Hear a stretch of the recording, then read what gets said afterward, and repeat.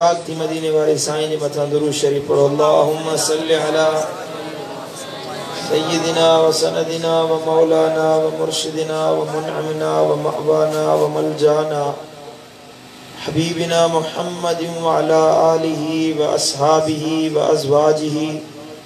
व औलादिहि व इत्रतिहि व अहलि बैतिहि अजमईन। जन दुरूद न पढ़ियो से वरी पढ़ो। अल्लाहुम्मा सल्लि अला।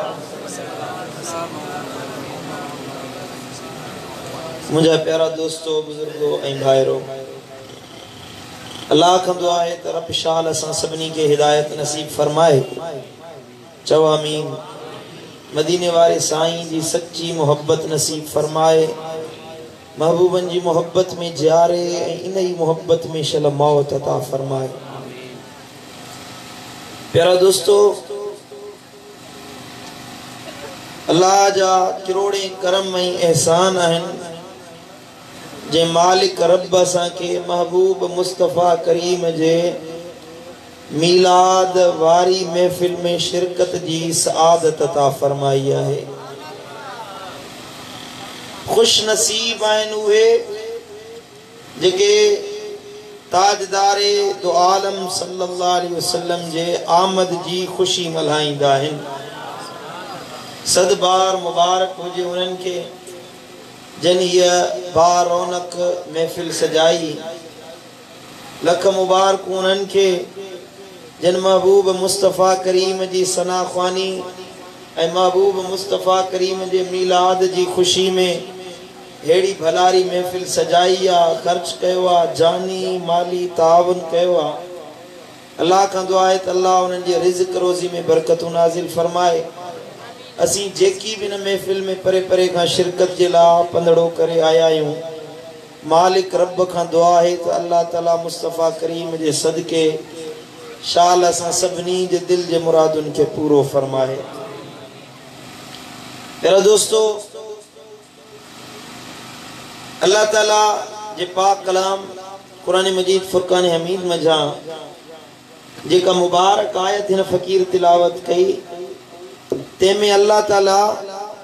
खुद पान पंहिंजे महबूब मुस्तफ़ा करीम जो शान बयान फरमायो है।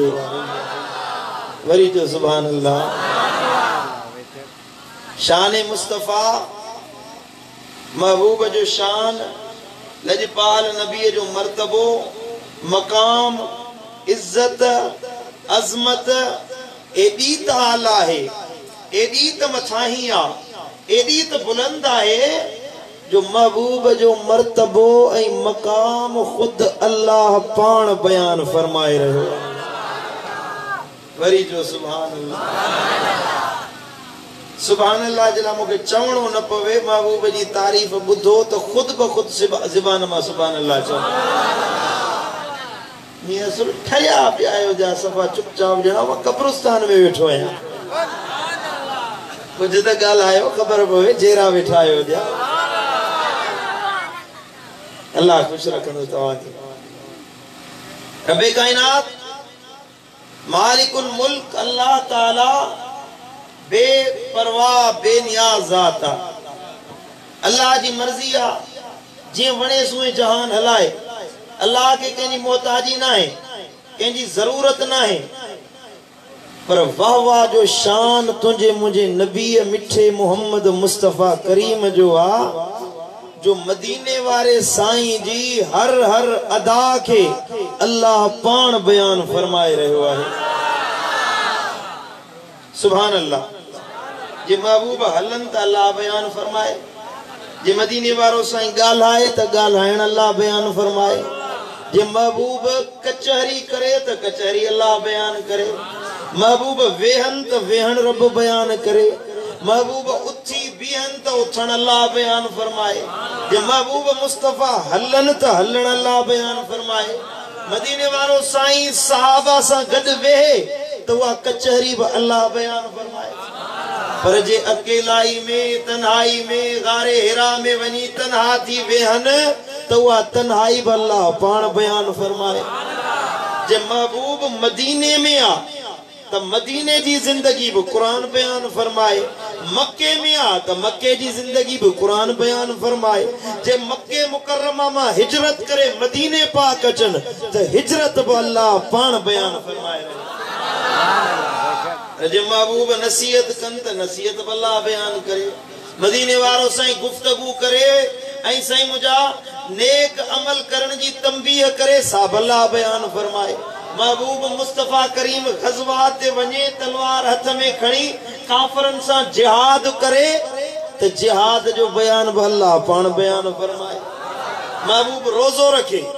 रोजो अल्लाह बयान फरमायो। मदीने वारो साईं निमाज पढ़े, निमाज जो बयान अल्लाह फरमायो। महबूब हज ते वने, मदीने वारे जो हज ते वञण अल्लाह बयान फरमाए। मदीने वारो साईं बैतुल्लाह जो तवाफ करे, तवाफ रब बयान करे। निमाज में भी नेण खणी आसमान दे निहारे तो वो ॾिसण भी अल्लाह बयान फरमाए। पर निमाज में जेका गाल सोचे, मदीने वारो साईं रुगी सोच रखे, को दिमाग में ख्याल अचे, तसव्वुर अचे, उन तसव्वुर जो उन ख्याल जो बयान भी अल्लाह कुरान में बयान वरी जो सुभान अल्लाह सुभान अल्लाह।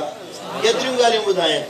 मदीने वारो साईं सजदे में वने तो सजदो अल्लाह बयान करे, रुकू में वने तो रुकू अल्लाह बयान फरमाए। मदीने वारो साईं क़याम करे तो क़याम अल्लाह बयान फरमाए। मदीने वारो साईं जे तिलावत करे तो तिलावत अल्लाह बयान फरमाए। मदीने जो ताजदार तबलीग करे अल्लाह पान बयान फरमाए। महबूब मुस्तफा मेराज ते वने अल्लाह पान बयान फरमाए। अक्सा मां निकरे मलाइकन जी फौजन सा गड रब बयान करे। मदीने वारो अक्सा में जे निमाज इमामत कराए उहा भी नबियन जी रब पान बयान फरमाए। इसरा का अर्शे मुअल्ला ते, अक्सा का अर्शे मुअल्ला ते वने, अर्शे मुअल्ला ते वेही दू बदू रब जो दीदार करे, अल्लाह सा कचहरी करे, अल्लाह सा गुफ्तगू करे। मदीने वारो रब जो दीदार करे, रब पान बयान फरमाए। वरी जो सुभान अल्लाह सुभान अल्लाह। सजो कुरान मुझे महबूब जी नात ख़्वानी में भरियो पियो। अफ़सोस आहे उन्हनि जी सोच जे मथां, अफ़सोस आहे उन्हनि जी सम्झ जे मथां। जेके चवंदा त नबी जो ज़िक्र न कयो, मीलाद न मल्हायो, महबूब मुस्तफ़ा जी ॻाल्हि न कयो, बस दीन जी ॻाल्हि कयो, शरीयत जी ॻाल्हि कयो, कुरान पढ़णु सेखारियो, माण्हुनि खे निमाज़ जो तरीक़ो सेखारियो, हज सेखारियो, ज़कात ॾियणु सेखारियो, इहे मसला मसाइल सेखारियो, नबी जी ॻाल्हि छो था कयो? मुंहिंजो हा दीन ते अमल तॾहिं थींदो जॾहिं मदीने वारे साईं जी मोहब्बत सीने में ईंदी। समझो था? जे महबूब सां मोहब्बत ई न आहे त दीन कहिड़े कम जो,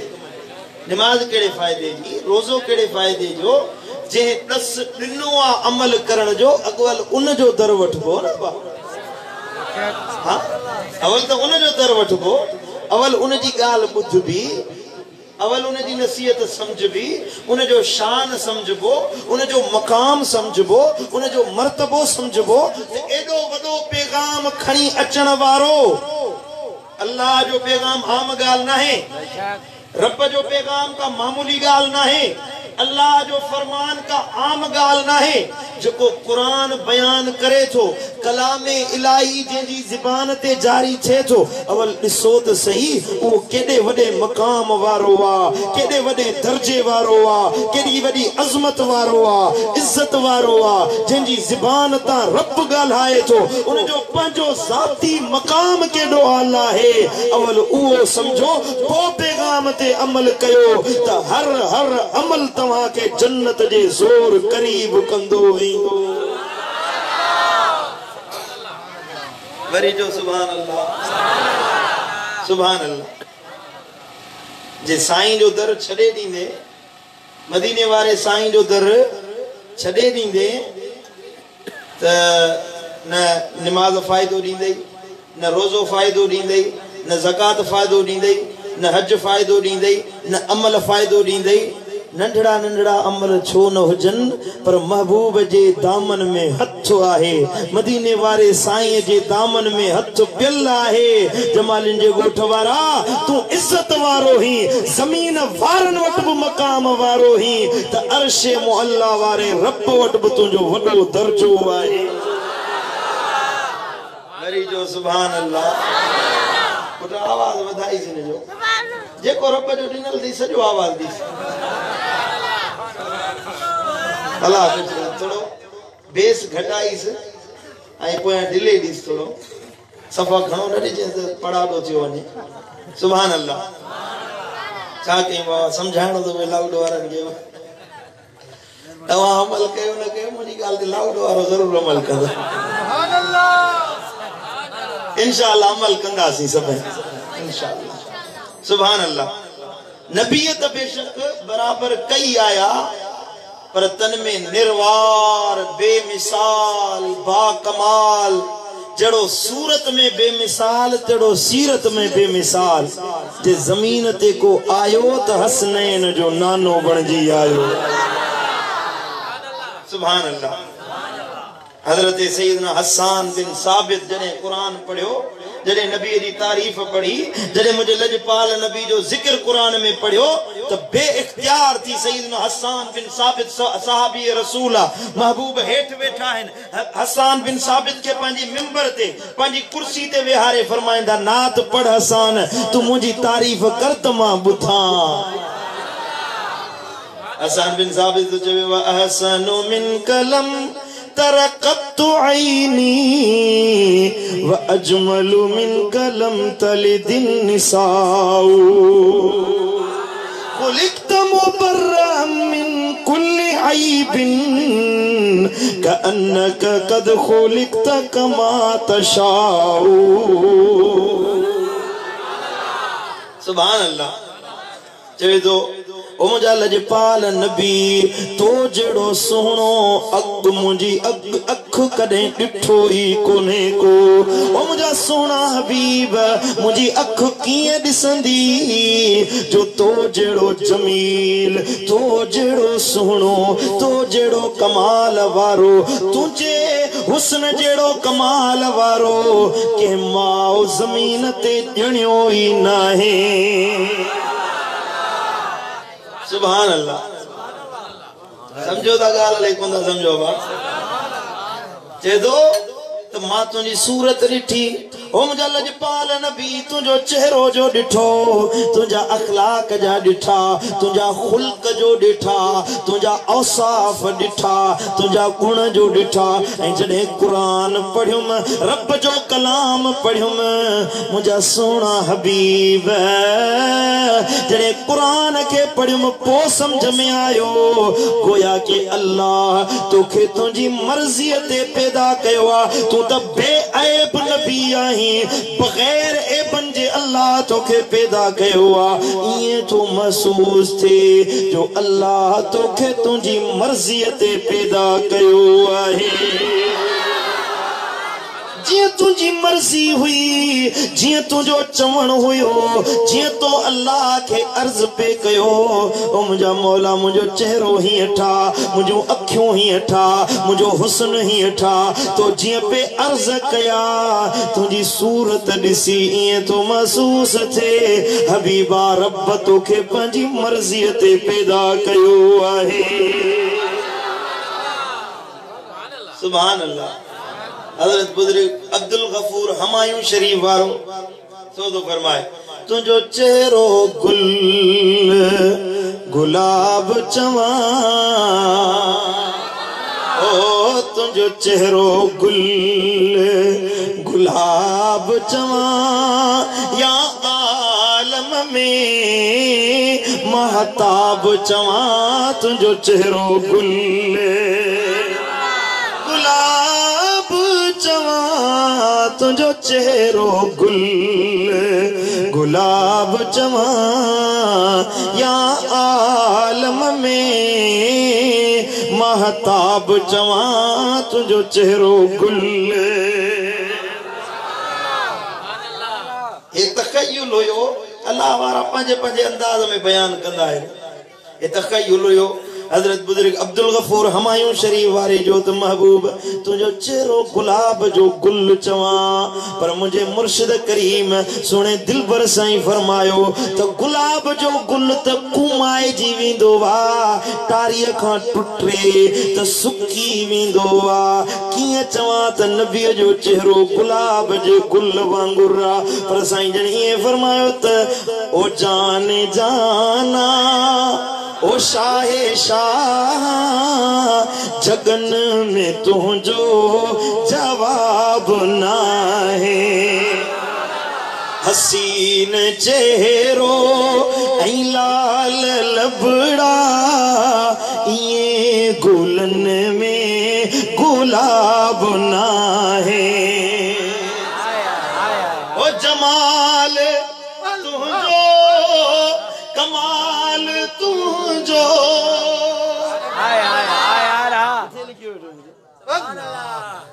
ओ जमाल तुझो कमाल तुझो खुदा कयो खुश खिसाल तुझो सजन का साईं हयात आई सजन का साईं हयात आई घटियो न तुझो शबाब आहे सजन का साईं हयात आई घटियो न तुझो शबाब आहे सुभान अल्लाह तुझे मुझे हुस्न में तुझे मुझे चेहरे में उम्र जे वधण सा उम्र जे बदलजण सा तब्दीली इंदी आहे जवानी में नंढो ॿार आहे चेहरो नरम होंदो चमड़ी नरम होंदी जिस्म बेऐब होंदो जिए जो वडो थींदो सख्ती इंदी वेंदी साईं मुंहिंजा चेहरे में निखार ईंदो जवानी होंदी हर शय में अल्लाह हुस्न रखायो आहे हद मजबूत होंदो पर जिए जिए उम्र गुज़रंदी वेंदी उम्र जा पोयां हिस्सा ईंदा वेंदा कुराड़ पईंदी वेंदी कारण वारन मां अच्छा वार अची वेंदा लॻल मजबूत ॾंद कम दिखा त तॾहिं बि कुझु कोन हा न मजबूत ॾंद पर जीअं कुराड़ो थींदो त ॾंद भॼी पवंदा मानी चबाण खां हलाक हुस्न में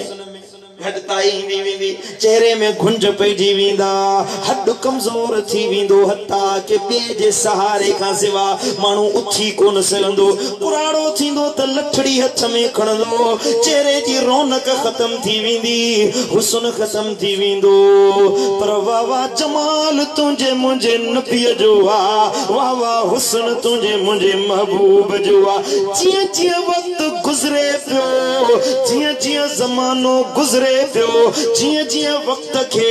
अन्या अॻिते अल्लाह वधाए पियो तीअं तीअं मुझे लजपाल नबी जे हुस्न में रब अन्या इजाफा पियो फरमाए वरी जो सुभान अल्लाह वाह जो हुस्न मुझे नबी जो तो यूसुफ अलैहिस्सलाम हुयो यूसुफ अलैहिस्सलाम ये औरतन जो यूसुफ जो हुस्न ॾिठो बीबी साइण उन्हनि के सूफ ॾिना हथ में छा नालो साइण जो जुलेखा जुलेखा बीबी जुलेखा सूफ ॾिनो हथ में चे झले वियो हो चरदास यो तो इंसान आम बशर इन ते मोहिजी पई जुलेखा तोखे अल्लाह ताला पैसो ॾिनो आहे दौलत ॾिनी आहे अमीर घराणे जी औरत ही हिकिड़े गुलाम सां हिकिड़े बाने ते सिर फिदा कयो थी अचे इन जे पोयां न लॻ अॻ में चवनि पियो त आम इंसान आहे जहिड़ो तहिड़ो माण्हू आहे पर जॾहिं हुस्न यूसुफ ते नज़र पियनि हज़रत सैयदना यूसुफ अलैहिस्सलामीअ जो गुज़रियो आहे साइण ज़ुलेखा उन्हनि खे सूफ़ ॾिना छुरी ॾिनी चवे थी सूफ़ बि कटियो खाओ ऐं मुंहिंजे यूसुफ जो हुस्न बि ॾिसो यूसुफ जो हुस्न हुयो न एडो हसीन हुयो जो उनन जो चेहरो जो डिठो आ सूफ कटजी विया हथ भी कपजी विया आंगरियों भी वठजी वियूं रत वहे पियो खून जारी आ पर नजर हुस्न यूसुफ मां हटे नथी चेहरे यूसुफ अलैहिस्सलाम के दिसी औरतूं अग में पियो चवन असा जेड़ो आम बशर पर कुरान तो फरमाए यूसुफ के दिसी चवंदियूं मा हाजा बशरा हे तो बशर आहे ही कौन है तो वो आसमान जो नूर लही हजरत यूसुफ के अल्लाह हुस्न जो मौजज़ो दिनो हुयो यूसुफ अलैहिस्सलाम के चेहरे जे हुस्न जी मौज अल्लाह दिनी हुई जो टुकर पेजी वियो मिस्र में मानू भुखिया हुया उन्या हुया हजरत यूसुफ अलैहिस्सलाम फरमायो जडे भुख लगे वो मुंह वट अचो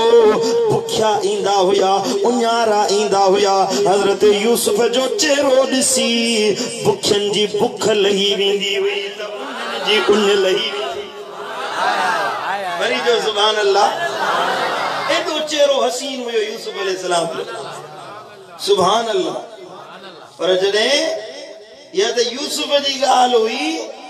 पर आला हजरत इमाम अहमद रजा खान बरेलवी रहमतुल्लाह अलैह फरमायो हुस्न यूसुफ पे कटी मिस्र में अंगुश्ते जनान अरे सर कटाते हैं तेरे नाम पे मर्दान अरब इतने तो औरतों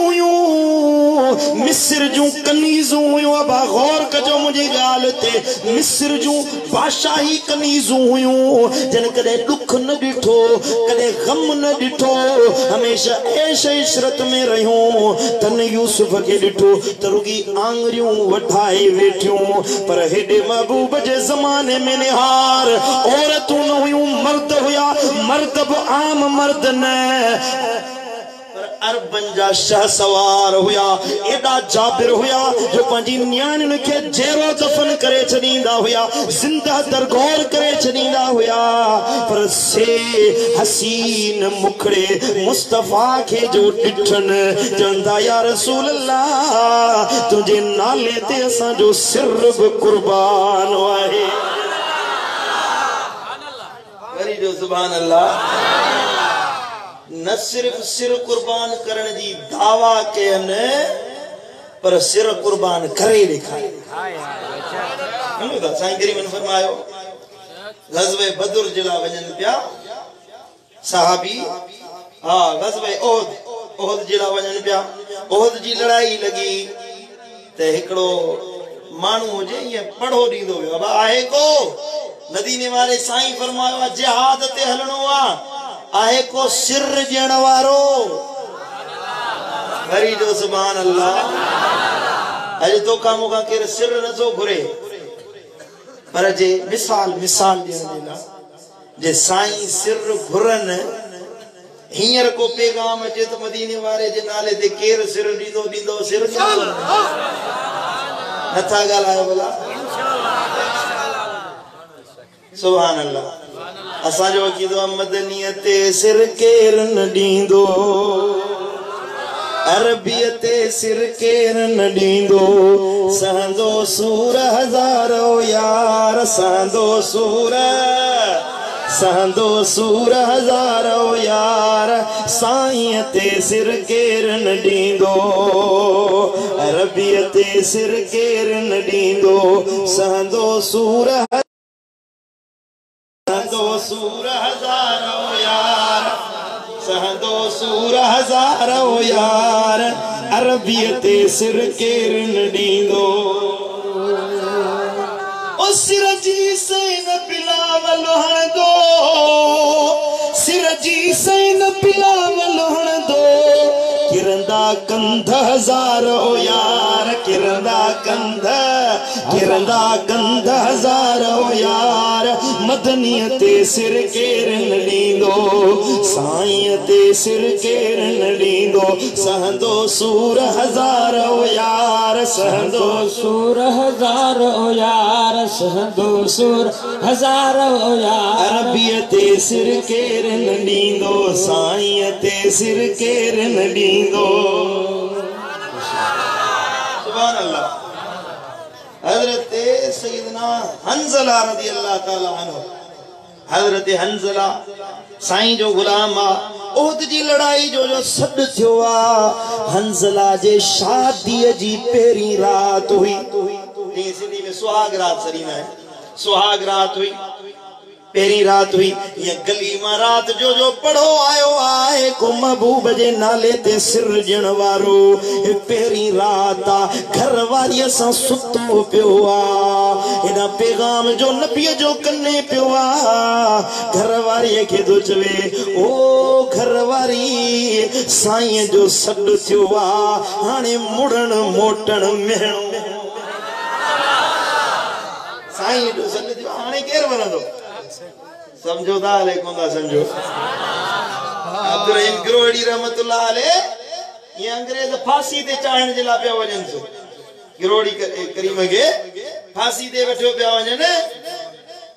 त मुरीद सामो बीठा जे सूर्य सद थियोम को हलंदो जे दियूं फांसी जो सद थियो मूसा गरे केर तो हले सिर ॾियण जे ला सुभान अल्लाह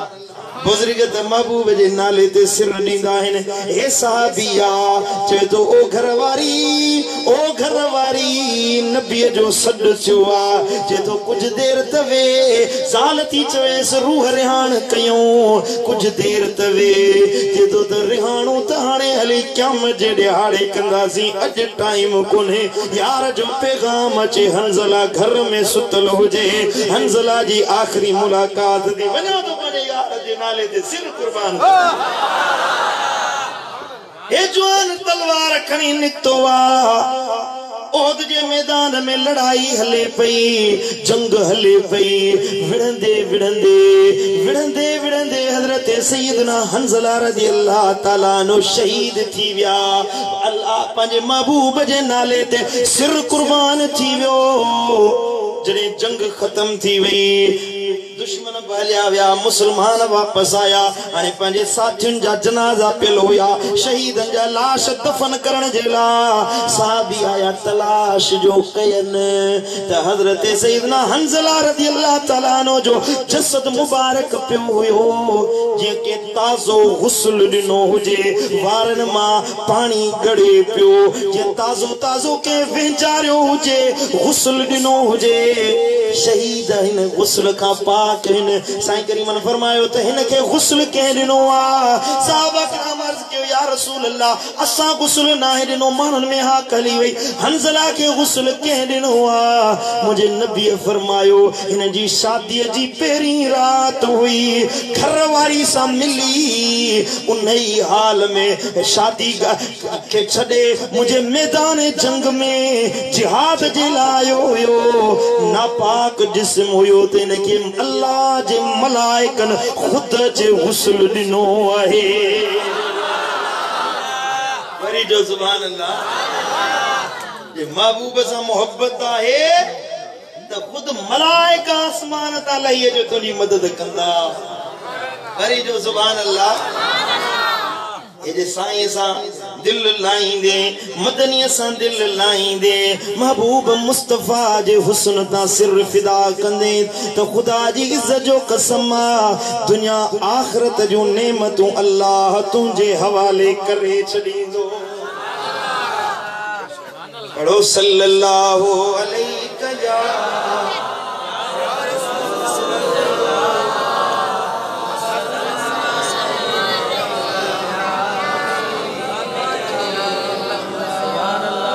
थकजी पिया हुआ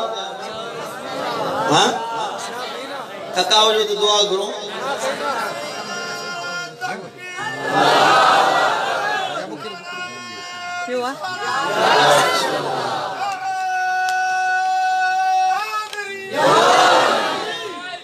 सुभान अल्लाह अनाथ मां लगो तो सुजाग बैठा है माशाअल्लाह मुस्लिम मुस्तफा जी गाल कही अचो तो हाणे कुरान का पुछा कयूं तो कुरान किए तो मुस्तफा जो हुस्न बयान करे सुभान अल्लाह महबूब मुस्तफा करीम ये नजर उठा खणन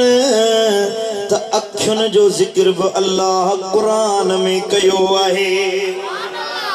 मस्जिद किबलतैन में महबूब बीठा हुआ नमाज पिया पढ़ाइन नमाज नमाज दौरान ख्याल आयो त नमाज अक्सा मस्जिद दे मुंह करण जे बजाय मक्के जे काबतुल्लाह दे मुंह करे नमाज पढ़ो तसव्वुर आयो ख्याल आयो इस्लाम में जड़े महबूब सोना मदीने शरीफ हिजरत करे विया तो हिजरत का बाद में साईं करीम सल्लल्लाहु अलैहि वसल्लम 13 महीनन ताईं बैतुल मक़दस जेको हियर फलस्तीन में है यरूशलेम मस्जिद अक्सा ओडे मुसलमान मुंह करे नमाज पढ़ंदा हुआ जेदे हियर यहूदियुनि जो कब्जो आहे अल्लाह गासिबन के हलाक कंदो अल्लाह यहूदियुनि के बर्बाद कंदो जन मदीने वाले साईं जे उम्मतुनि ते जुल्म कया है अल्लाह फतह कंदो फलस्तीन के एकड़ो दफो वरी को सलाहुद्दीन निकरंदो इंशाअल्लाह उनके फतह या भी हासिल थींदी तो मुसलमान मुंह एडे करे नमाज पढ़ंदा हुआ नमाज पढ़न पिया साईं करीमन के नमाज जो में ख्याल आयो अल्लाह जे अक्सा जे बजाय बैतुल्लाह दे मुंह करे नमाज पढ़ो ख्याल दिल में जो आयो वा नेड़ खणी आसमान दे जो डिठन अल्लाह के या अदा पसंद अची वैया रब के ये अखियों वणी वियो रब के ये अखियों पसंद आयो रब फरमायो कद नरा तकल्लुब वजहिक फिस समा फलनुवल्लियन्नक क़िबलतन तरदाहा महबूब तहकीक असा तोखे डिठोसी असा डिठोसी जड़े तो मजो रुख ज़ेबा बार बार आसमान दे पे खयो वरी जो सुभान अल्लाह अबा असा चवंदा आहियूं न त महबूब जी सूरत अखियुनि आॾो हुजे त वेही ॾिसूं दुनिया वारे जी अक़ीदो इहो हूंदो आहे अबू बकर सिद्दीक़ खां पुछा कई हुई तोखे कहिड़ी ॻाल्हि में मज़ो ईंदो आहे चए तो मुंहिंजूं अखियूं हुजनि नबीअ जो चेहरो हुजे ज़िंदगी गुज़री वञे हुजे चेहरो अखियुनि आॾो मन ठार मिठल तुंहिंजो वरी जो सुभान अल्लाह हज़रत सईदना हबीबे किबरिया रऊफुर रहीम नबी जो चेहरो मुबारक मथे खयो आ ये तो दुनिया वारन जी आदत आ जो पंजे हबीब ने चेहरो बार बार चंदा आहिनि ॾिसूं पिया या आदत अल्लाह ताला सेखारिया त हर वक्त नजर में तसव्वुर में ख्याल में रुगी मदीने वारे साईं जो मुखड़ो अखियुनि आॾो हुजे सुभान अल्लाह चेहरो महबूब जो अखियुनि आॾो हुजे अल्लाह ताला जे कुरान फरमायो महबूब तुंहिंजो मुखड़ो असांजे अखियुनि आॾो आहे तो असांखे पे ॾिठो असां तोखे पे ॾिठो हबीबा मां अल्लाह अमर थो कयां जिते तुंहिंजी रज़ा आहे जिते तुंहिंजी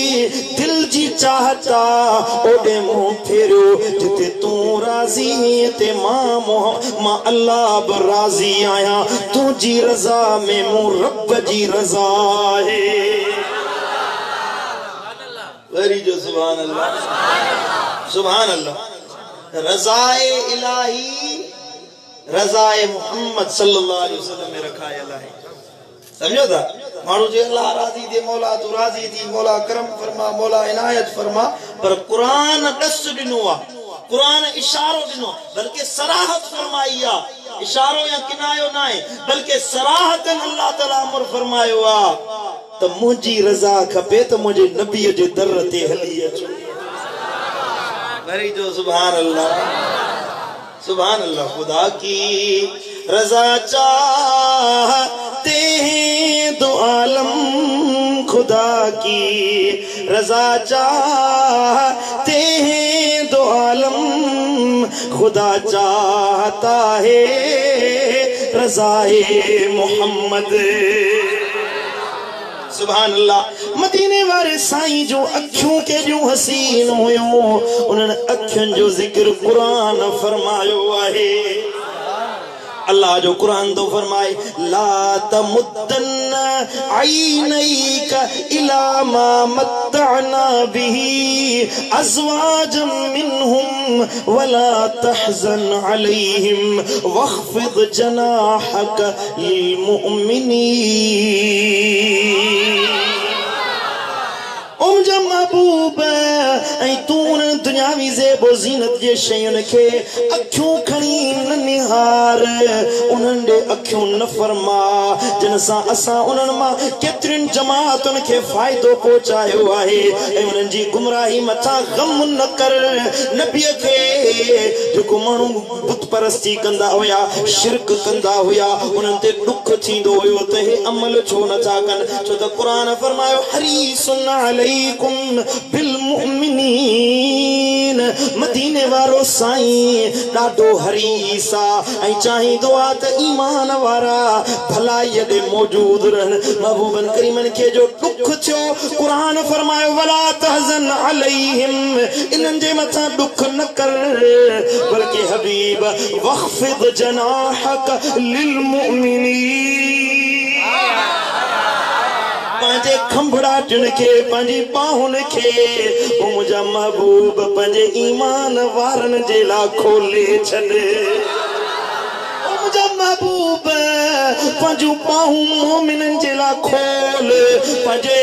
बाहुनि खे कुशादो कर ईमान वारनि जे लाइ। क़ुरान अमर महबूब खे ॾिनो ऐं मदीने वारे साईं वरी अहिड़ो अमल कयो, इन ते अहिड़ो अमल कयो जो लजपाल नबी फरमायो मां मोहम्मद मुस्तफ़ा पंहिंजे उम्मत जे लाइ उन जे अब्बे जी जाइ ते आहियां। जे अब्बो पंहिंजे बच्चे सां प्यार कंदो आहे, पीउ पंहिंजे बच्चे सां मोहब्बत कंदो आहे, उनखां कई गुना वधीक मां मोहम्मद मुस्तफ़ा पंहिंजे उम्मती सां प्यार कंदो आहे। वरी जो सुभान अल्लाह, सुभान अल्लाह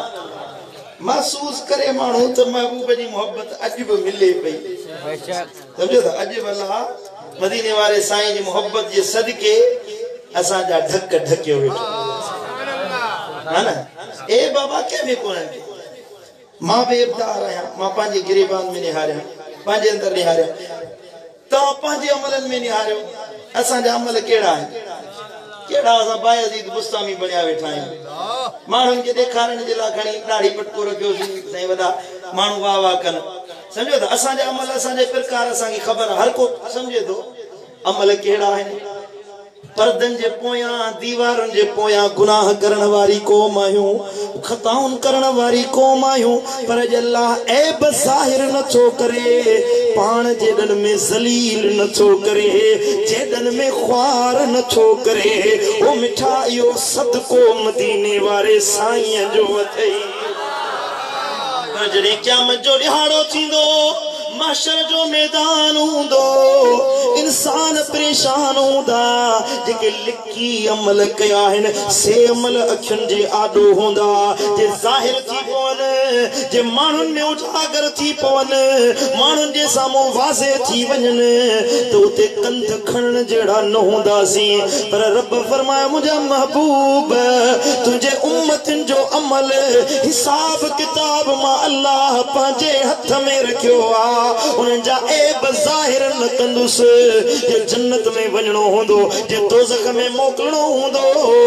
लिकाए लिकाए उन्हनि जो फ़ैसिलो करे छॾींदुसि। जे तुंहिंजे ख़ातिर तुंहिंजी उम्मत जा ऐब ॿियनि ते ज़ाहिर न थियनि। वरी जो सुभान अल्लाह, असां वटि आम आदत आहे शल न कंहिंजो ऐब ॾिसूं।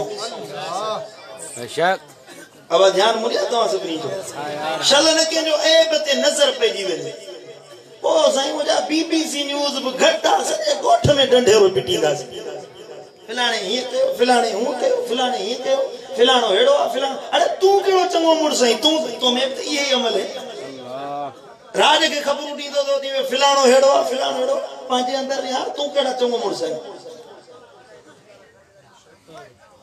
परावा ऐब न निहारियो,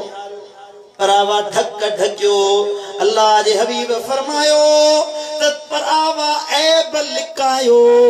त अल्लाह वरी तव्हां जा ऐब लिकाईंदो भले के गुनाह थींदे ॾिसो तॾहिं उन जो ढक ढके छॾियो लिकाए छॾियो ॻाल्हि दिल में दफ़न करे छॾियो त इन जो बि अल्लाह वटि तव्हांजे लाइ वॾो अजुर आहे रब फरमायो मां अल्लाह सत्तार आहियां माना ढकणहार आहियां ऐं इन आदत खे यानी ढकण वारी आदत खे मां अल्लाह पसंदि कंदो आहियां ऐब न उघाड़ियो कंहिंजा मिठा कंहिंजा ऐब न माण्हुनि खे ॿुधायो हुनखे ॿुधाईंदा वतो त हेड़ो आहे गिला कंदा वतो गीबत कंदा वतो परायूं चुकियूं कढंदा वतो हेड़ो आहे चुगली हणंदा वतो न बल्कि ढकण हार थी त अल्लाह तुंहिंजा ऐब बि लिकाए सम्झो ऐबदार त सभई आहियूं न हिकिड़ो साहबी हुजे माइज़ अस्लमी रज़ी अल्लाह ताला अन्हु साईं करीमन खे कंहिं अचे ॿुधायो या रसूलल्लाह हिन ज़िना कई ज़िना जी हद जारी थी उनखे सज़ा ॾिनी वई जेका संसारी सज़ा आहे इस्लाम में उहा सज़ा मिली साईं करीम सल्लल्लाहु अलैहि वसल्लम वापसि आया मस्जिद नबवी में परेशान वेठा अर्ज़ कयो या रसूलल्लाह ॾुखारा था ॾिसूं तव्हांखे साईं करीमन फरमायो हाओ जे माइज़ जा गुनाह लिकाए छॾियो हा मुंह ताईं न पहुचायो हा त केॾो भलो थिए हा अल्लाह महबूब ॾिस केॾा प्यारा ऐं शफ़ीक आहिनि केॾा मेहरबान आहिनि जो फरमान पिया त कंहिंजा ऐब न ज़ाहिर कयो हा हिकिड़नि जा ऐब खे सां ॾिसंदा हुया साईं ईअं कोन वराए चवंदा त ईअं छो थो करी बल्कि ढके छॾींदा हुया इहा मुंहिंजे नबीअ जी तालीम आहे ढकण हार थियो त अल्लाह तव्हांजा बि ढके छॾींदो वरी जो सुभान अल्लाह या त असांजी आदत आहे पर क़ुरान फरमायो ओ मुंहिंजा महबूब वख़्फ़िद जनाहक लिल मुमिनीन ईमान वारनि लाइ पंहिंजे शफ़क़त ऐं बाज जे बाहुनि खे खोले छॾ जेको तोॾे अचे पोइ महबूब मुस्तफ़ा बि अहिड़ी महिरबानी कई अहिड़ी शफ़क़त कई अहिड़ी रहमत कई जो ख़ुदि क़ुरान फरमायो वमा अरसलनाक इल्ला रहमतल लिल आलमीन मुझे सोना हबीब मां अल्लाह तोखे जहानन जे लाइ रहमत बनाए मोकिलियो आहे के नबी कलीमुल्लाह सदायो के नबी खलीलुल्लाह सदायो के नजीउल्लाह सदायो के सफीउल्लाह सदायो के खलीफतुल्लाह सदायो के ज़बीहुल्लाह सदायो पर रब पाण मुझे नबी के लक़ब दिनो महबूब तू रहमतुल लिल आलमीन बनायो वियो आहे सुभान अल्लाह एड़ी रहमत बनायुम एड़ी शफकत बनायुम एड़ी इनायत बनायुम जो महबूब मुस्तफा क़यामत जे ॾिहाड़े ईंदा एडो गुनहगारन के बख्शराईंदा एडो गुनहगारन के बख्शराईंदा एतरी रब माफी दींदो एडी अल्लाह रहमत फरमाईंदो हबीब जे सदके जो रिवायतुन में अचे थो त शैतान के उम्मीद थी पवंदी मता अल्लाह मूंखे बि बख्शे माफ न करे हवा ध्यान ॾिजो मुझे वॾी ॻाल्हि थो ॿुधायो महबूब जो शिफ़ात कंदा रब जी रहमत जोश में अची वेंदी वो जेको गुस्सो हूंदो जेको दमर हूंदो जेको कहर हूंदो जेको रब जो गज़ब हूंदो आदम अलैहिस्सलाम खां वठी ईसा रूहुल्लाह ताईं 1.25 लख नबी चवंदा नफ्सी नफ्सी इज़हबू इला गैरी असां पंहिंजे नफ्स में परेशान आहियूं वञो ॿियो को दरवाज़ो वठो पर उन मौके ते बि महबूब जो ईंदा रब फरमाईंदो महबूब तो मुंहिंजो गज़ब ख़त्म करे छॾियो रहमत के जोश ईंदो जो एड़ी माफी ॾींदो रब जो गुनहगारन के सॼो जहन्नम खाली थी वेंदो एडी बख्शिश थींदी जहन्नम दाह करे चंदी मौला हड़ई जन्नत में मोकले छॾी पोइ मूंखे जोड़ियो छा ॾे लाओ वरी जो सुभान अल्लाह आहे मेहरबान नबी की न कोने वो नबियों में रहमत लकब पाने वाले मुरादे गरीबों की बरलाने वाले वो नबियों में रहमत वरी जो सुभान अल्लाह मुझे महबूब मुस्तफा करीम जी बोली जो जिक्र बो अल्लाह कुरान में कयो आहे बोली जो जिक्र फ़इन्नमा यस्सरनाहु बिलिसानिका लितुबश्शिर बिहिल मुत्तकीन व तुनज़िर बिही कौमल लुद्दा मुझा महबूब बेशक असां कुरान के तुझी ज़बान में आसान बनाए नाजिल कयो आहे जो कुरान जे ज़रिए परहेज़गार बानन के तू खुशखबरियों बुधाई रब जे रहमत जी वज़ाहत करे बुधाई तुझी बोली में कुरान लाथो सी जो इन जे जरिए झगड़ालू वेड़ू कौम के तू डप बुधाई खौफ रब जो बुधाई जो उन जे सीने में रब जो खौफ पैदा थे मुनकिरन के काफरन के झगड़ालू कौम के वेड़ी कौम के फसाद करण वाली कौम के तू ट्रेजारी ऐ परहेजगार बानन के पंजी ज़बान सा रब जे रहमत जी खुशखबरी बुधाई बगाली वल्लाह फरमायो महबूब बशीर हैं नज़ीर हैं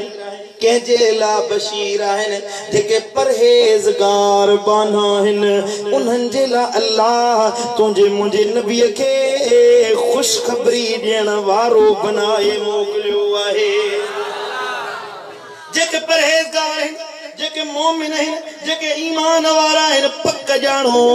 तवा ईमान वारो तवा जिला महबूब वट खुशखबरियों आहिन पर कौमल लुद्दा झेड़ेकार फसादी लुद्दा समझो था इन्हें के सिर्फ झगड़ा थोड़ी घणी गाल दे विड़ी पवे चलन सकरन मां के बाजार में पासो के जो लगी वे असल बाह छिके कढी वठदा हां इन जमाली वेड़ा मुके पवे तो लगे झेड़ो न कर फसाद न कर वेड़ो न थी बल्कि सुलह करण वारो थी माफी देण वारो थी बख्शण हार थी वने मानुन के माफी दे त अल्लाह तोखे गुनाहन जी माफी दई छडींदो बेसब्री न कर थोड़ी का परेशानी की खबर बुधी थोड़ी का मामलो बुधी तो विढ़न जिला तैयार थी वनी बंदूक तैयार करे भी रही लठ सीधी करे भी रही ज़बान मां पुठा लफ्ज गालाई दिल जो दिलियों ईज़ाई मानुन के रंज पहुंचाई अजियत रसाई ये न कर मिठी बोली गाला सोना लफ्ज गाला सुठी गुफ्तार गाला मानुन सा चंगो गाला यो मिठो बोलण वारो अल्लाह जो महबूब बानो बणजी वेंदो आ मोमिन बाने जी दिल न ईज़ा मानुन के रंज न पहुंचा ये हबीब किबरिया बैतुल्लाह शरीफ जो तवाफ पे फरमाइन काबे ते नजर पया पण काबे के दिसी फरमाइंदा ओ काबा तू बराबर रब जो काबो आही अल्लाह जो घर आही पर ओ काबा मुके उन रब जो कसम जे हथ में मुंह मोहम्मद मुस्तफा जी जाना तो काबे का 70 गुना वधीक अल्लाह वट ओ काबा ईमान वारे बाने जी जान रब के वधीक प्यारी आहे काबे का 70 गुना वधीक मोमिन बाने जी जान अल्लाह के प्यारिया काबे जी त इज्जत करी थो काबे जी त ताजीम करी थो पर ओ मिठा मोमिनन जी ब दिल न रंजा उन्हन जी ब इज्जत कर इंसान जी इज्जत कंदे त रब वट रब जे हबीब वट मारूफ बणजी वेंदे समझो था तुझे मुझे नबी जो किरदार इहो न हुयो जेको तो झगड़ालू क़ौम वारो कयो फसाद वारो कयो तो तुझे ॻोठ जी गली मां केर न गुज़री सके एड़ो बेड़ो थी वे वारो बनी दे हिकड़े जो रुगी थोड़ो पानी अची वने तो उन्हें ते सजी क़ौम लाहींदे वा हलो तो फिलाने वडे सा झेड़ो दा कयो पानी जे वारे ते मुंजो पानी खणी वियो आओ न फिलानी जगह ते हे मसलो थियो आ फिलानी जगह ते हे मामलो थियो आ पर तुझे मुझे नबी जो किरदार इहो आ हलिया हिकड़ी हदीस बुधाया जरे हिजरत वारी रात मुझा लजपाल नबी मक्के का हिजरत करे मदीने शरीफ पिया वञन मुझा लजपाल नबी हिजरत जे ला बाहर मक्के का निकता उन अबू जेल ऐलान करायो जेको नबी सोने के जिंदा या शहीद करे मुझे सामो आनी दो उनके 100 उठन जा हेतरी जायदाद हेतरो पैसो इनाम में दींदुस मानू इनाम जी लालच में पैसे जी लालच में महबूबन जे पोया लगा कठ लगा एकड़ो सुराका नाले पहलवान नालो सुराका तस वडो जथो हुयो चौथो हुयो पहलवान हुयो ते जो त अबू जेल माथो नबी के तुझे आडो आणे रखा ए सुराका निकतो साईं करीमन के बोले लधई हजरत अबू बकर सिद्दीक साणवा महबूबन करीमन के इशारो कई त ओ मोहम्मद सल्लल्लाहु अलैहि वसल्लम मरण जिला माज अल्लाह तैयार थी तलवार जो सही कयई त सिद्धो जमीन में गरक थियण लगो आ जमीन में दबजण लगो आ समझी वियो त अल्लाह जो अज़ाब सुभान अल्लाह साईं जे मथा तलवार जो सही कयई जमीन में है पत्थरन जे अंदर मक्को पथरेली जमीन आ जेके दिसी आया तन के खबर आ मिट्टी जो नामो निशानी ना है चेनी पासे भी जबल ही जबल है पहाड़ है ये जमीन में अंदर गरक थियण लगो आ चीत अजाब तो नाजिल थे और मल रड़के या रसूल अल्लाह ओ मोहम्मद मुस्तफा मा माफी जो तलबगार आया मुखे माफी जो मुझे लजपाल नबी फरमायो सुराका वंज माफी दिनी माया आजाद वरी जो आजाद छो बाहर जो जमीन मानिक तो वरी तलवार सही कई वरी दिल में दुनिया जी लालच जो घर कयो वरी साईं जे मथा तलवार सही जो कई वरी जमीन में गरक थियण लगो आ बीहर वरी रड़ कई या रसूल अल्लाह मुखे माफी जो माफी अता फरमायो बीहर साईं जन फरमायो वञ सुराका माफी दिनी मां वरी बीहर जो आजाद जो वरी तलवार सही कई क्यों दफो साईं जन के शहीद करण जे ला करीब आयो वरी जमीन में हलाक थियण लगो वरी जमीन में गरक थियण लगो हाने साईं हुन माफी न वरती पर मुझा लजपाल नबी पान सुराका जे करीब आया ओ सुराका तो छाला मुझो दुश्मन थियो आई मां मोहम्मद मुस्तफा तो सुराका के पंजे गुलामन जी लिस्ट में दिसी रहो आया ओ सुराका तू मुझो गुलाम थींदे मुझो उम्मती थींदे मां पंजे अखियुन सा दिसां थो त किसरा जा कंगण तुझे बाहुन में पहराया वींदा किसरा जो लिबास तुझे जिस्म ते ओढ़ायो वींदो छा तो के इन नेमत जो शुक्र अदागी नथो करी जे इहा गाल जो बुधई सुराका खौफ ज़दा जो जी माफी वठा दो या रसूल अल्लाह साईं करीमन आजाद कयो वापस लियो वियो पो हजरत फारूक आजम उमर फारूक जे जमाने में वो सागियो सुराका मुसलमान थियो आ ईमान आंदई जने ईरान ते मुसलमानन जे लश्कर हमलो कयो किसरा जी संदूक मुसलमानन दे माले गनीमत थी मदीने पाक आई माले गनीमत जी संदूक मदीने में पहुंची हजरत फारूक आजम खलीफतुल मुस्लिमीन होया अमीरुल मोमिनीन होया तलाश पिया कन खजानो काफी ढेर सारो माल किसरा जी बादशाही जो माले गनीमत थी आयो लुट जो माल जो आयो पियो हजरत अमीर उमर साईं बोलन लगो संदूक किथे संदूक मानू समझो शायद खलीफतुल मुस्लिमीन आ बादशाह जो लिबास है उनमें बादशाह जा कंगण है शायद उमर साईं के पांजी लगी आ त मायो किसरा जो कंगण किसरा जो लिबास पाण वट रखा पर उन्हनि खे ख़बर कोन हुई त फारूक आज़म खे मुंहिंजे नबीअ जो कौल यादि हुयो। हज़रत सैयदना अमीर उमर साईं छा कयो जो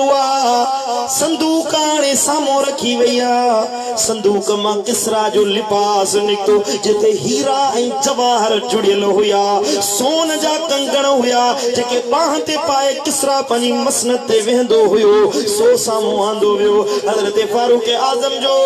उन्हनि किसरा जे कंगणनि के लिबास के ॾिठो आहे त उमर साईं जे अखियुनि में लुड़क अची विया, रोअण लॻा। माण्हुनि चयो क़िबला रोअण छा जो आहे? हज़रत फारूक आज़म फरमायो त सुराका किथे आहे, सुराका खे पेश कयो वञे। माण्हुनि चयो हैरत जी ॻाल्हि आहे, कुराड़ो सुराका न जिहाद ते वियो न जंग ते वियो, उनखे अमीर साईं अव्वल थो घुराए, छा सबब आहे? साईं जन फरमायो सुराका हे लिबास ओढ़, हे किसरा जा कंगण पाए मुंहिंजे साम्हूं हल, मुंहिंजूं अखियूं थधियूं थियनि जो मूंखे अॼु पंहिंजे नबीअ जो फरमान हिजरत वारी रात वारो सच करे ॾेखारणो आहे।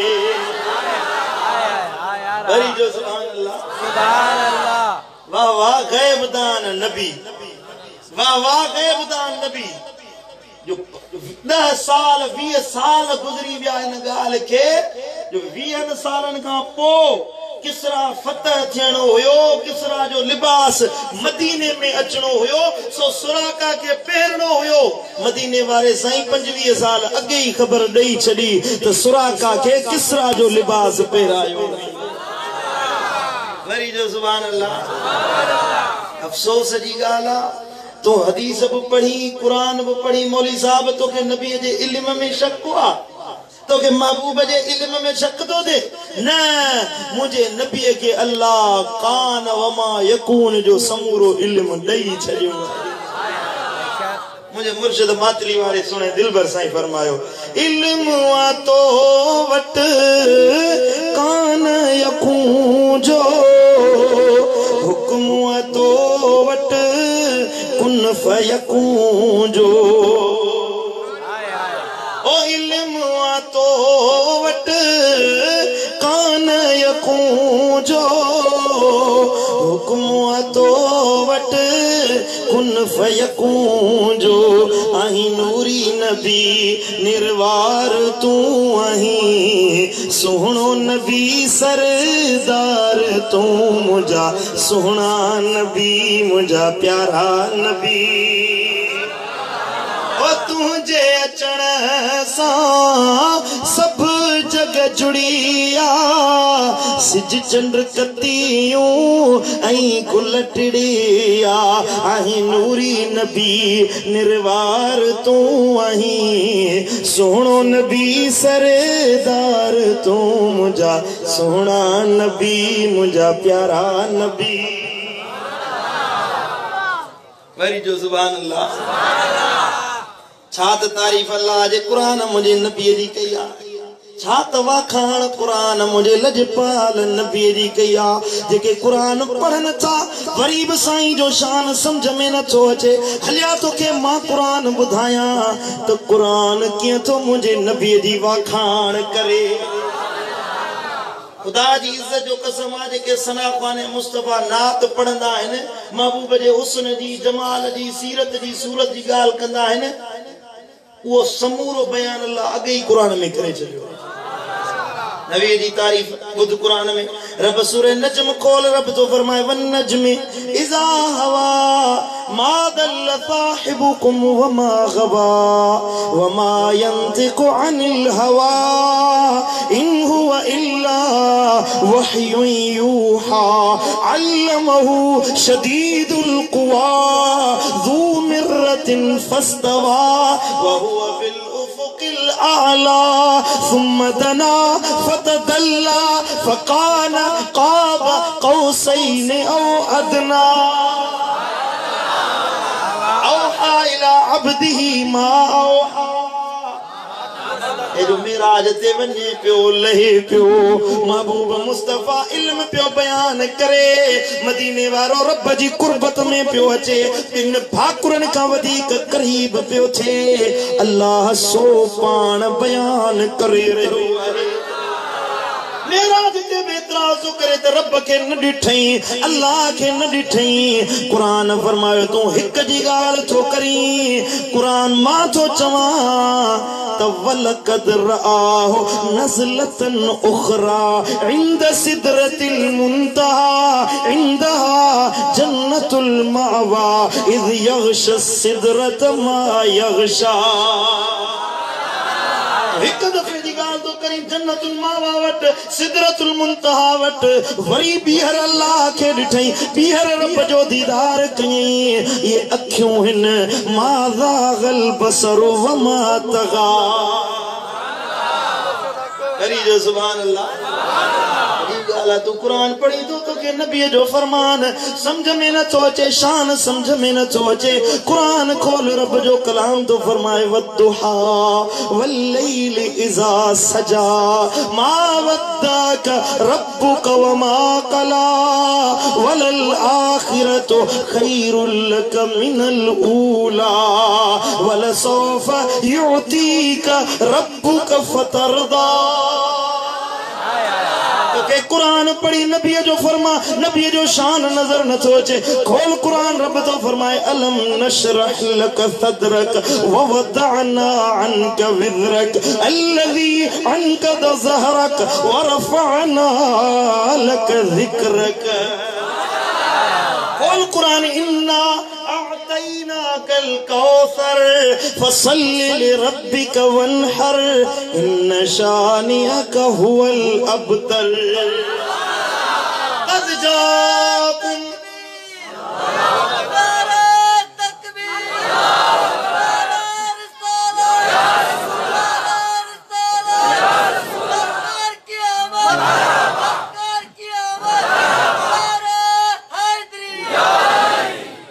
समझो ता कुरान ले कोंदा समझो रब फरमायो कद जाकुम मिनल्लाहि नूर रब फरमायो वमा अरसलनाका इल्ला रहमतल लिल आलमीन रब फरमायो वमा अरसलनाका इल्ला काफतल लिन्नास बशीरन व नज़ीरा या अय्युहन नबिय्यु इन्ना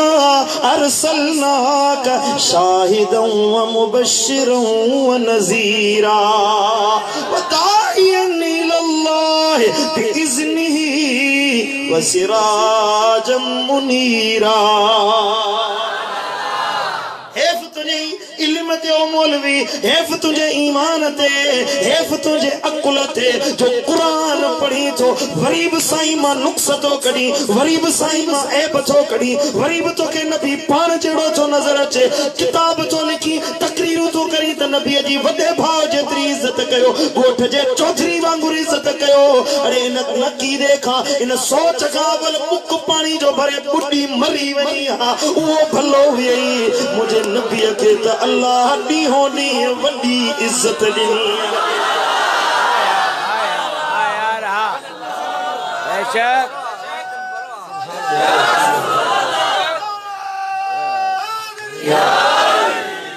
असा के यो अकीदो खपे ही कोन दो समझो था यो धोई वेड़े पी जन पेटे सूरो का फायदो समझो था असा जो अकीदो खबर नहीं केड़ो असा जो अकीदो खबर नहीं केड़ो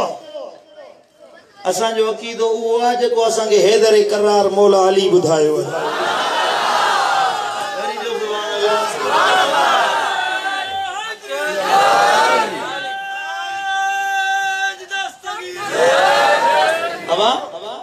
साईं करीम फरमाया अली माल हक वल हक माल अली अली हक सा हुंदो हक अली सा हुंदो हबीबन करीम फरमायो मन कुंतु मौला फहाजा अलीउन मौला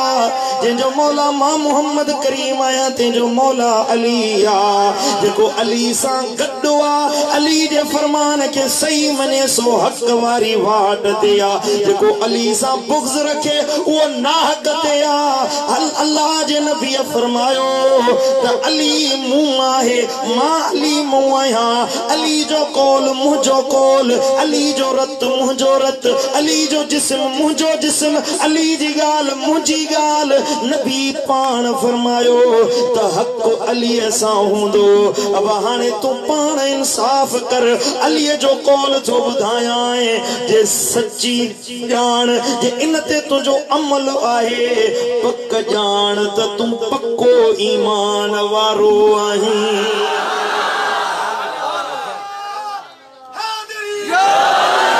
अली तो फरमाए मुझे मौला तो फरमाए के मानू पुछा कई त साईं बुधा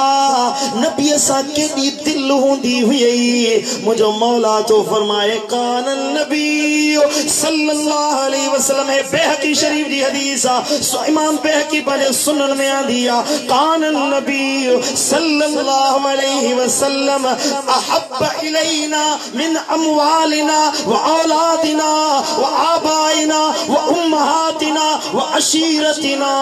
मुझो महबूब सुनो असांखे असांजे माल खां औलाद खां अयाल खां अब्बे खां अम्मा खां बच्चन खां ॿारनि खां पूरी दुनिया खां वधीक मदीने वारो साईं असांखे महबूब आहे वरी जो सुभान अल्लाह हर शे नबी जे नाले ते कुर्बान अली जो कीदो यो हुयो जो साईं जन गोडे ते आरामी हिन वही भी नाज़िल थे ओडा नमाज जो वक्त वने पियो नमाज जो टाइम वने पियो ऐ नमाज जो टाइम गुजरी वियो अली फरमायो दीदारे मुस्तफा नमाज़ू वरी भी पढ़ी वरी जो सुभान अल्लाह इन मतलब यो ना त नमाज छडे नहीं अली नमाज सा प्यार हुयो अली जो नमाज पढ़ंदो हुयो नमाज सा एतरी दिल हुई मौला जी जो हैदर करार नमाज में बीहंदो हुयो जिहाद ताईंदा हुया जिस्म ते फट लगल हुंदा एकड़े दफे ही आया इते ये तीर पेवस्त हुयो जिस्म में के हिस्से में तीर लगल हुयो तबीब कढे पियो तो तकलीफ भी दे अली फरमायो त मां नमाज तो पढ़ा ओ मुझो तीर कढ तयम्मुम करे नमाज पढ़न शुरू कयन वो तीर निकरी वियो उनके टाका लगी विया मौला अली के नमाज में खबर भी कोन पई त मुसा छा वरी जो सुभान अल्लाह या अली दी दिल हुई नमाज हैदर करार फरमाया मुके जन्नत में वणन का वधीक मस्जिद में वधीक सुकून मिलंदो आ मजो इंदो आ अली के अर्ज के वकिला हुआ तो जन्नत जी तो वडी गाल रब वा खान कया जन्नत जो इनकार था कयो साईं फरमायो जन्नत जो इनकार ना है पर मां पंजे दिल जी ख्वाहिश तो बयान कया त जन्नत में विंदुस मुजो नफ्स राजी थिंदो पर जदे मस्जिद में इंदो आ मुजो अल्लाह राजी थिंदो हिकड़ी रात में हैदर करार 1000 नफिल अदा कंदा हुया कदे कदे ये थींदो जो हिकड़ी रकात में पूरो कुरान जो ट्रियो कढंदा हुया ऐं हिकड़ी रकात में सॼी रात गुजारे छॾींदा हुया एडी नमाज सां दिल हुई मौला जी समझो था एतरी हुब हुई नमाज सां मौला जी एतरी हुब हुई दीन सां हे अॼु जे असांजे मुल्हनि वारी नमाज कोन हुई तो मुझे नमाज कौन हुई अली जी नमाज हुआ हुई जिन ला नबी फरमाया सलातु मेराजुल मोमिन नमाज मोमिन जो मेराज है वो मेराज वाली नमाज अली पढ़ंदो हुयो पर जदे दीदारे यार हुयो रुखे ज़ेबा अखियुन जे आडो हुयो वदुहा वारो सिराजन मुनीरा वारो चेहरो अखियुन आडो हुयो अज त दीदार करे वठो नमाज वरी भी पढ़दा वरी जो सुभान अल्लाह माना मौला अली जो अकीदो इयो हुयो त अव्वल नबी जो दर वठो त रब को मिलंदो नबी के छडे ऐं चो त अल्लाह अल्लाह वेही कयूं चो त रब रब वेही कयूं चो त अल्लाह समझ वेही पढ़ूं अल्लाह पाणे मेहरबानी फरमाइंदो न कुरान फरमायो नबी के छडे हेडे इंदे त पाड़ू पटजी विंदई नबी जो दर वठी मुंडे हलिया त जी महबूब चवंदा मां अल्लाह उए कंदो आया छो तो नबी के मु पंजो महबूब बनायो वरी जो सुभान अल्लाह महबूब सा दिल लायो मदीने वाले साईं सा मोहब्बत जो इजहार कयो तुझे सामो जेडी मल महबूब मुस्तफा जो जिक्र अचे तो तुझे चेहरे ते तासुर इयो मिले तो मुके नबी सा मोहब्बत है इज़हार होण घुर्जे तुझे जिस्म ते इज़हार थे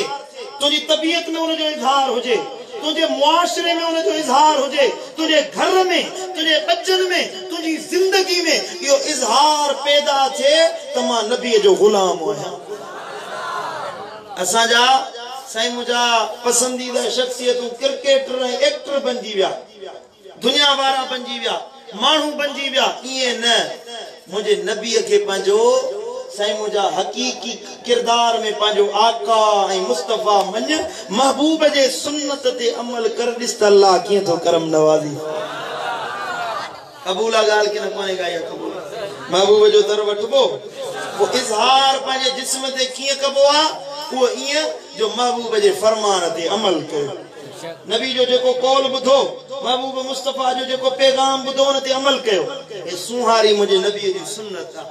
मस्जिद जो पंदड़ो मुझे नबी जो अमर आ साईं मुझा ज़बान सा गंदगी न गाला कूड़ न गाला व्यापार करी तो उनमें माप तौर में कमी न कर कूड़ न गाला कूड़ा कसम न खण हिलाल रोजी खा अब्बे अम्मा जो एहतराम कर दीन ते अमल कर अमल तू कर मुस्तफा करीम रब वट तुझा सिफारिशी बनजी पंजो शिफात धनी जे मुस्तफा के बनाइण चाही थो तो अज अमल कर मिठा नमाज 5 वक्त पढ़ साईं करीमन फरमायो जेको नमाज छडे दे हिकड़ी नमाज जानी वाणी छडण वारे के अल्लाह 70,000 साल जहन्नम जी बाह में जलाईंदो साईं करीमन फरमायो जेको बेनमाजी जड़े मरी विंदो हदीस बुध जो मुझे मुस्तफा करीम जी बेनमाजी मरी वने उन जी कब्र में अरीश नाले नांग दाखिल कयो विंदो वो नांग एडो वडो हुंदो साईं करीमन फरमायो जे हिय जमीन ते हिय फूक हणे न ते हिते 10 सालन ताई जमीन ते को साओ सल्लो न फुटे एडो खतरनाक नांग हुंदो वो उन जी कब्र बेनमाजी जी कब्र में दाखिल कियो विंदो उन के हिय जो कखींदो हिय जो डंग हणंदो 70 गज बेनमाजी जमीन जे अंदर हलियो विंदो वरी मलाइक उन के छिके बाहर कढंदा वरी वो नांग कखींदो वरी जहन्नम जे खड में अंदर हलियो विंदो वरी मलाइक बाहर कढंदा ता जो क़यामत ताई बेनमाजी के अज़ाब थींदो रहे अल्लाह अल्लाह पांजो सजण थी मिठा पांजो दुश्मन नसी पांजे हाल ते रहम कर तुझो जिस्म जून जुलाई जी गर्मी बर्दाश्त न तो करे